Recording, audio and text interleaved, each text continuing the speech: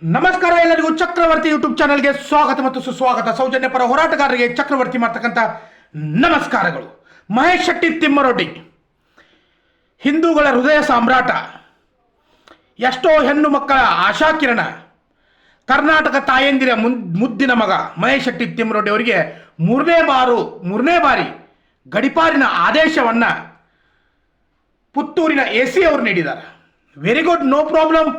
ಆದ್ರೆ ಜೋರಾದ ಚಪ್ಪಾಳೆ ಹೊಡಿಬೇಕು ಇವರಿಗೆ. ಇನ್ನೂ ಜೋರಾಗಿ ಹೊಡಿಬೇಕು. ಯಾಕಂದ್ರೆ ಮೂರನೇ ಬಾರಿ ಗಡಿಪಾರಿನ ಆದೇಶವನ್ನ ಮಹೇಶ್ ಶೆಟ್ಟಿ ತಿಮ್ಮರೊಡ್ಡಿ ಅವರಿಗೆ ನೀಡಿದ್ದಾರೆ.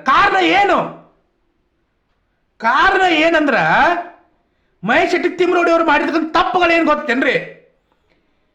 ಯಾವ ಶಾಲಾ ಬಾಲಕಿ ಶಾಲೆಯನ್ನ ಮುಗಿಸಿ ಮನೆಗೆ ಬರ್ತಿರ್ಬೇಕಾದ್ರ ಅವಳನ್ನ ಕರ್ಕೊಂಡೋಗಿ ಅತ್ಯಾಚಾರ ಮಾಡಿ ಅವಳ ಪ್ರೈವೇಟ್ ಪಾರ್ಟಲ್ಲಿ 5 ಇಂಚು ಮಣ್ಣನ್ನ ಹಾಕಿ ಅವಳನ್ನ ಬರ್ಬರವಾಗಿ ಹತ್ಯೆ ಮಾಡಿದ್ರಲ್ಲ, ಅದರ ವಿರುದ್ಧ ಹೋರಾಟ ಮಾಡಿದ್ದಕ್ಕಾಗಿ ಮಹೇಶ್ ಶೆಟ್ಟಿ ತಿಮ್ಮರೊಡ್ಡಿ ಅವರಿಗೆ ಗಡಿಪಾರು. ಯಾವ ವೇದವಲ್ಲಿ, ಯಾವ ಪದ್ಮಲತಾ, ಯಾವ ಆನೆ ಮಾವುತ ಜೋಡಿ ಕೊಲೆಗಳ ಬಗ್ಗೆ ಧ್ವನಿಯನ್ನ ಎತ್ತಿದನಲ್ಲ ಮಹೇಶ್ ಶೆಟ್ಟಿ ತಿಮ್ಮರೊಡ್ಡಿ, ಅದಕ್ಕೆ ಮಹೇಶ್ ಶೆಟ್ಟಿ ತಿಮ್ಮರೊಡ್ಡಿಗೆ ಗಡಿಪಾರು. ಕರ್ನಾಟಕದಲ್ಲಿ ಮಹಿಳೆಯರ ಮೇಲೆ ಅತ್ಯಾಚಾರ ಆಗಬಾರದು, ಹೆಣ್ಣು ಸ್ವತಂತ್ರವಾಗಿ ತಿರುಗಬೇಕು, ಈ ಅತ್ಯಾಚಾರಗಳು ನಿಲ್ಲಬೇಕು, ಧರ್ಮದ ಸ್ಥಳಗಳಲ್ಲಿ, ಧರ್ಮ ತಾಂಡವ ಆಡುವ ಸ್ಥಳಗಳಲ್ಲಿ ಅತ್ಯಾಚಾರಗಳು ನಡಿಬಾರದು ಅಂತಕ್ಕಂಥ ಹೋರಾಟವನ್ನು ಮಾಡಿದ್ರಲ್ಲ ಮಹೇಶ್ ಶೆಟ್ಟಿ ತಿಮ್ಮರೊಡ್ಡಿ ಅವರು, ಅದಕ್ಕಾಗಿ ಅವರನ್ನ ಗಡಿಪಾರು ಮಾಡ್ತಾ ಇದ್ದಾರೆ. ಯಾವ ಧರ್ಮದ ಸ್ಥಳದಲ್ಲಿ ದಲಿತರ ಮೇಲೆ ಅನ್ಯಾಯ ಆಯಿತು, ಯಾವ ಧರ್ಮದ ಸ್ಥಳದಲ್ಲಿ ಭಕ್ತರ ಮೇಲೆ ಅನ್ಯಾಯ ಆಯಿತು, ಆ ಅನ್ಯಾಯದ ವಿರುದ್ಧ ಹೋರಾಟ ಮಾಡಿರ್ತಕ್ಕಂಥ ಮಹೇಶ್ ಶೆಟ್ಟಿ ತಿಮ್ಮರೊಡ್ಡಿ ಅವರನ್ನ ಮೂರನೇ ಬಾರಿ ಗಡಿಪಾರಿನ ಆದೇಶವನ್ನ ಕೊಡ್ತಾ ಇದ್ದಾರೆ ಪುತ್ತೂರಿನ AC ಅವರು.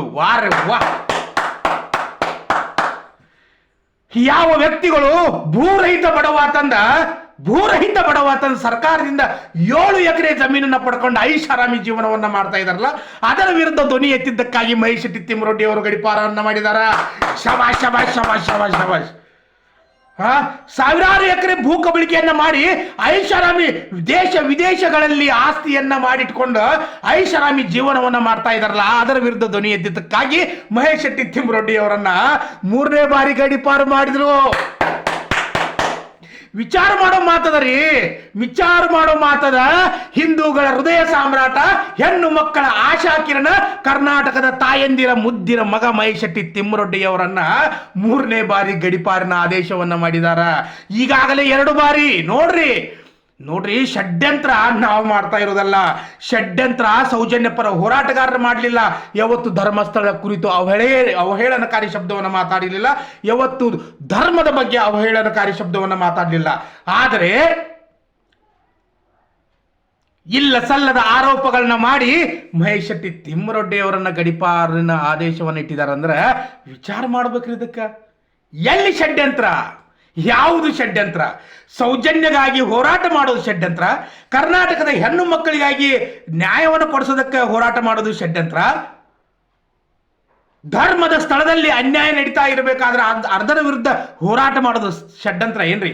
ನನ್ನ ಹಿಂದೂ ಧರ್ಮದ ದೇವರನ್ನ ಒಂದು ಬಲಗೈಯಲ್ಲಿ ಇಟ್ಕೊಂಡು ಎಡಗೈಯಲ್ಲಿ ಬಿಸ್ನೆಸ್ ಮಾಡ್ತಕ್ಕಂಥ ವಿರುದ್ಧ ಹೋರಾಟ ಮಾಡೋದು ಷಡ್ಯಂತ್ರ. ಯಾವುದು ಷಡ್ಯಂತ್ರ ಹೇಳಬೇಕು? ನನ್ನ ಹಿಂದೂಗಳು, ಆತ್ಮೀಯ ಪ್ರೀತಿಯ ನನ್ನ ರಕ್ತ ಸಂಬಂಧಿಗಳಾಗಿರ್ತಕ್ಕಂಥ ಹಿಂದೂ ಧರ್ಮದ ಸಂಘಟನೆಗಳು, ಹಿಂದೂ ಧರ್ಮದ ನಾಯಕರು ಇದಕ್ಕೆ ಉತ್ತರವನ್ನು ಕೊಡಬೇಕಾಗ್ತದ.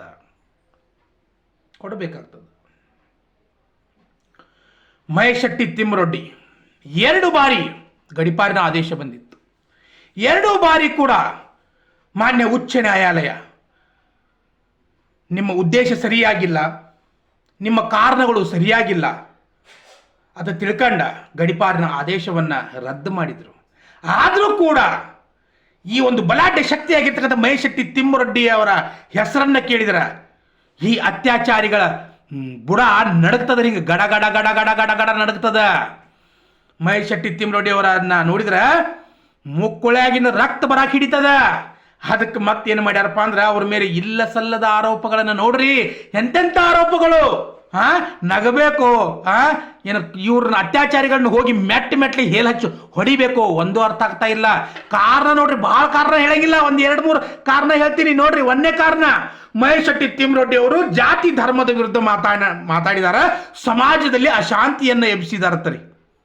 ನನ್ನ ಪ್ರಕಾರ ಇಲ್ಲಿಯವರೆಗೂ ಪ್ರತಿಯೊಂದು ವಿಡಿಯೋಗಳನ್ನ ಪ್ರತಿಯೊಂದು ಪ್ರತಿಭಟನೆಗಳಲ್ಲಿ ಮಹೇಶ್ ಶೆಟ್ಟಿ ತಿಮ್ಮರೊಡ್ಡಿ ಅವರು ಮಾತನಾಡಿದನ್ನ ನೋಡಿದ್ದೀನಿ. ಎಲ್ಲೂ ಕೂಡ ಯಾವುದೇ ಜಾತಿಯ ಬಗ್ಗೆ ಮಾತಾಡಲಿಲ್ಲ, ಯಾವುದೇ ಧರ್ಮದ ಬಗ್ಗೆ ಮಾತಾಡಲಿಲ್ಲ. ಇನ್ನು ಸಮಾಜದಲ್ಲಿ ಅಶಾಂತಿಯನ್ನ ಯಾವಾಗ ಎಬ್ಬಿಸಿದ್ರಪ್ಪ? ವಾ, ಶಬಾಷ್. ಕಾರಣಗಳು ನೋಡ್ರಿ, ಇಂಥ ಮಹೇಶ್ ಶೆಟ್ಟಿ ತಿಮ್ಮರೊಡ್ಡಿ ಹೋರಾಟಗಾರರ ಮೇಲೇನೆ ಗಡಿಪಾರಿನ ಆದೇಶ ಬಂದಿರಬೇಕಾದ್ರೆ ನಮ್ಮಂತ ಸಾಮಾನ್ಯ ವ್ಯಕ್ತಿಗಳ ಪರಿಸ್ಥಿತಿ ಏನಾಗ್ತದೆ ಈ ರಾಜ್ಯದಲ್ಲಿ? ನಮ್ಮ ಮನೆ ಹೆಣ್ಣು ಮಕ್ಕಳು ಇನ್ನು ಶಾಲೆಗೆ ಹೋಗಬೇಕಾದ್ರೂ ಕೂಡ ಹೆಂಗ್ ಹೋಗಬೇಕು? ಇನ್ನೂ ಹೇಳ್ತೀನಿ ನಿಮಗೆ ನಾನು, ರಕ್ಷಕರೇ ಆಗಿರ್ತಕ್ಕಂಥ ಪೊಲೀಸರು ಎಲ್ಲರೂ ಅಲ್ಲ, ಬೆಳ್ತಂಗಡಿ ಪೊಲೀಸರು, ಅವ್ರ ಬಗ್ಗೆ ಹೇಳ್ತೀನಿ. ಇನ್ನು ಮತ್ತೊಂದು ಕಾರಣ ಏನಪ್ಪಾ ಅಂದ್ರ, ಅನುಮತಿ ಇಲ್ಲದೆ ಪ್ರತಿಭಟನೆಯನ್ನ ಮಾಡಿದಾರಂತರಿ ಮಹೇಶ್ ಶೆಟ್ಟಿ ತಿಮ್ಮರೊಡ್ಡಿ. ಅಲ್ರಿ, ಬಸವ ಜಯಂತಿ ಬತ್ತು, ಅಂಬೇಡ್ಕರ್ ಜಯಂತಿ ಬತ್ತು ಅಂದ್ರೆ ಡಾಲ್ಬಿ ಹಚ್ಚಬೇಕಂದ್ರೆ ಸ್ಟೇಷನ್ಗೆ ಹೋಗಿ ಪರ್ಮಿಷನ್ ತಗೊಂಡು ಬರ್ತಾರ. ಇನ್ನ ಇಂಥ ದೊಡ್ಡ ದೊಡ್ಡ ಪ್ರತಿಭಟನೆ ನಡೀತಿರ್ಬೇಕಾದ್ರೆ ಅನುಮತಿ ಇಲ್ಲದ ಪ್ರತಿಭಟನೆಯನ್ನ ಮಾಡಿದಾರಂತಂದು ಹೇಳ್ತಿರಲ್ಲ, ಶಬಾಷ್. ನಿಜವಾದ ಷಡ್ಯಂತ್ರ ಯಾವುದನ್ನೋದನ್ನ ನೀವು ಹೇಳ್ರಿ. ಆಮೇಲೆ ಮತ್ ನೋಡ್ರಿ, ಇಲ್ಲಿ ಪೊಲೀಸ್ ಅಧಿಕಾರಿಗಳಿಗೆ, ಪೊಲೀಸ್ ವ್ಯವಸ್ಥೆಗೆ, ಸಮಾಜದ ಗಣ್ಯರಂದ್ರೆ ಯಾರು ಹೇಳ್ರಿ? ಇವರೇ ಶುಂಭ ಮತ್ತು ನಿಶುಂಭರು. ಆಮೇಲೆ ಸರ್ಕಾರಕ್ಕೆ ಉನ್ನತ ಹುದ್ದೆ, ರಾಜಕಾರಣಿಗಳಲ್ಲಿ ಕೂಡ ಉನ್ನತ ಹುದ್ದೆಗಳು. ವಾಹ್ ರೇ, ಓಟ್ ಹಾಕಿದವ್ರು ನಾವು ಸಮಾಜದಲ್ಲಿ, ನಮ್ಮಿಂದ ಓಟ್ ಹಾಕಿ ರಾಜಕಾರಣಿಗಳಾಗಿರ್ತಾರೆ, ಅವರಿಗೆ ಮತ್ತು ಉನ್ನತ ಹುದ್ದೆ, 5 ವರ್ಷದ ಆಡಳಿತಕ್ಕೆ ಉನ್ನತ ಹುದ್ದೆಗಳು ನಾವು ಕೊಟ್ಟಿದ್ದೀರಿ. ಅದು ನಮ್ಮ ಮತ್ತು ಓಟಿನಿಂದ ಬಂದಿರತಕ್ಕಂಥದ್ದು. ಅದು ಅವ್ರು ತಪ್ಪು ಮಾಡಿದಾಗ ಧ್ವನಿ ಎತ್ತಕ್ಕಂಥ ಅಧಿಕಾರವನ್ನ ಡಾಕ್ಟರ್ ಬಾಬಾ ಸಾಹೇಬ್ ಅಂಬೇಡ್ಕರ್ ಅವ್ರು ಕೊಟ್ಟಿದ್ದಾರ. ಯಾಕೆ ಮಾತಾಡಬಾರ್ದು? ಇನ್ನು ಪೊಲೀಸ್ ವ್ಯವಸ್ಥೆಯ ಬಗ್ಗೆ, ಇಡೀ ಕರ್ನಾಟಕದ ಪೊಲೀಸ್ ವ್ಯವಸ್ಥೆ ಬಗ್ಗೆ ಮಹೇಶ್ ಶೆಟ್ಟಿ ತಿಮ್ಮರೊಡ್ಡಿ ಮಾತಾಡಲಿಲ್ಲ, ಬೆಳ್ತಂಗಡಿಯ ಪೊಲೀಸ್ ವ್ಯವಸ್ಥೆ ಬಗ್ಗೆ ಮಾತಾಡಿದ್ರು. ಹೌದು, ಅದು ಇವರು ಅಷ್ಟೇ ಹೇಳಿದ್ದಲ್ಲ, COD ಕೂಡ ಹೇಳಿದ್ದು, ಉಚ್ಚ ನ್ಯಾಯಾಲಯ ಕೂಡ ಹೇಳಿದ್ದು, ಪೊಲೀಸರು ಸರಿಯಾಗಿ ತನಿಖೆ ಮಾಡಿಲ್ಲ, ಅದಕ್ಕಾಗಿ ಸೌಜನ್ಯರಿಗೆ ನ್ಯಾಯ ಸಿಕ್ಕಿಲ್ಲ. ವೇದವಲ್ಲಿ ಪದ್ಮಲತಾ ಆನೆ ಮಾವುತನ ಕೇಸ್ಗಳಿಗೆ ನ್ಯಾಯ ಸಿಕ್ಕಿಲ್ಲ ನಾನು ಹೇಳ್ತಾ ಇಲ್ಲ, ಉಚ್ಚ ನ್ಯಾಯಾಲಯ ಹೇಳಿರ್ತಕ್ಕಂಥದ್ದು. ಅಷ್ಟೊಂದು ಬೆಳ್ತಂಗಡಿ ಪೊಲೀಸರಿಗೆ ಅಷ್ಟೊಂದು ಅಧಿಕಾರದ ಒಂದು ಏನಂತಾರಲ್ಲ, ಅದು ಒಂದು ಏನೋ ಇರ್ತಿತ್ತಪ್ಪ ಅಂದ್ರೆ ಸುಮಂತನಿಗೆ ನ್ಯಾಯ ಕೊಡಿಸ್ಬೇಕಾಗಿತ್ತಲ್ರಿ, ಆ ಶ್ರೀಧರ್ನಿಗೆ ನ್ಯಾಯ ಕೊಡಿಸ್ಬೇಕಾಗಿತ್ತಲ್ರಿ, ಸೌಜನ್ಯರಿಗೆ ಕೊಡಿಸ್ಬೇಕಾಗಿತ್ತಲ್ರಿ. ಯಾರಿಗೂ ಒಬ್ರಿಗೂ ನ್ಯಾಯವನ್ನ ಕೊಡಿಸಿಲ್ಲ. ಮತ್ತೆ ಇವು ನಮಗೆ ಬೈದ, ಮಹೇಶ್ ತಿಮ್ಮರೊಡ್ಡಿ ನಮಗೆ ಬೈದ ಅಂತ ತಿಳ್ಕೊಂಡು ಷಡ್ಯಂತ್ರವನ್ನ ಮಾಡಿ ಗಡಿಪಾರಿನ ಆದೇಶವನ್ನ ಕೊಡ್ತಕ್ಕಂಥ ಕೆಲಸವನ್ನ ಮಾಡ್ತಾ ಇದಾರಲ್ರಿ. ಹೊಡ್ರಿ ಚಪ್ಪಾಳೆ ಇವರಿಗೆ, ಚಪ್ಪಾಳೆಯನ್ನ. ಮತ್ತೆ ನೋಡ್ರಿ ಇಲ್ಲಿ ಮುಂದುವರೆದು ಇವರಿಗೆ ತುಚ್ಛವಾಗಿ ಮಾತಾಡಿದ್ರಂತೆ. ಯಾವಾಗ ತುಚ್ಛವಾಗಿ ಮಾತಾಡಿದ್ರಿ? ಎಲ್ಲಿ ಮಾತಾಡಿದ್ರು? ತುಚ್ಛವಾಗಿ ಮಾತಾಡಿದ್ರಂದ್ರೆ ಬಂದು ಕಂಪ್ಲೇಂಟ್ ಕೊಡಬೇಕಿತ್ತಲ್ಲ ಅವರು. ಅಂದ್ರೆ ಇದ್ರ ಅರ್ಥ ನಿಜವಾದ ಷಡ್ಯಂತ್ರ ಯಾರು ಮಾಡ್ತಾ ಇದ್ದಾರ, ಎಲ್ಲಿ ಆಗ್ತಾ ಇದ ನೋಡ್ರಿ. ಒಬ್ಬ ಮಹೇಶ್ ಶೆಟ್ಟಿ ತಿಮ್ಮರೊಡ್ಡಿ ಗಡಿಪಾರ ಆದ್ರ ಏನೂ ಆಗೋದಿಲ್ಲ. ಮತ್ತೊಂದು ಹೇಳ್ತೀನಿ, ಇದು ಕೂಡ ವಿಫಲ ಆಗ್ತದ.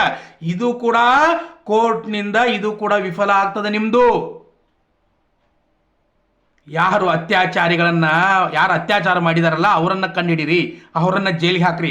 ಯಾರು ಸರ್ಕಾರದಿಂದ ಭೂರಹಿತ ಅವನವನ್ನ ನಮಗೆ 1,40,000 ರೂಪಾಯಿ ಮನಿ ಸ್ಯಾಂಕ್ಷನ್ ಮಾಡಂದ್ರೆ ಅವನವನ್ ನಮಗೆ ಬಿಲ್ ಬರಂಗಿಲ್ಲ 10 ವರ್ಷ ಆದ್ರೆ. ಅದ್ರೊಳಗೆ ಮತ್ತೆ 20-30 ರೂಪಾಯಿ ಈ ಪಂಚಾಯತಿ ಮೆಂಬರ್ಗಳು ತಿಂತಾರೆ ಇದನ್ನ. ಅಂಥದ್ರೊಳಗೆ 7 ಎಕರೆ ಜಮೀನನ್ನ ಸರ್ಕಾರದಿಂದ ಭೂರಹಿತ ಒಡೆಯತ ಪಡ್ಕೊಂಡಿದಾರಲ್ಲ ಅವ್ರ ಮೇಲೆ ಕ್ರಮ ತಗೊಳ್ರಿ, ಅವರನ್ನ ಗಡಿಪಾರ ಮಾಡ್ರಿ. ಎಂಥ ವ್ಯವಸ್ಥೆಯಲ್ಲಿ ಬದುಕ್ತಾ ಇದ್ದೀವಿ.